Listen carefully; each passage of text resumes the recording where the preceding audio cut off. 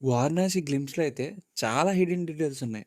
ఎందుకంటే ప్రతి ఫ్రేమ్‌లో, ప్రతి షాట్‌లో మహేష్ బాబు గారు ఉంటారు.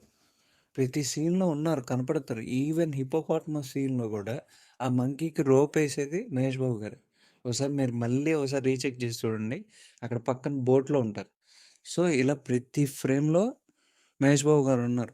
అలాగే ఈవెన్ హనుమాన్ టెయిల్ ఏదైతే ఉందో, ఆయన టెయిల్ మీద గూడా ఏదైతే ఆ రథం వెళ్తదో, ఆ రథంలో ఎనకాల కుంభ ఉంటారు.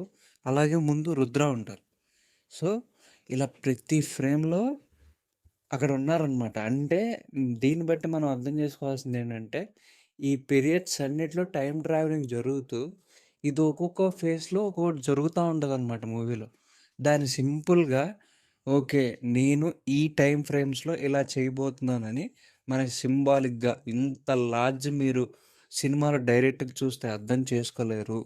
అందుకని నేనిలా చూపిస్తానని జక్కన మనకిలా చూపిచ్చారనమాట.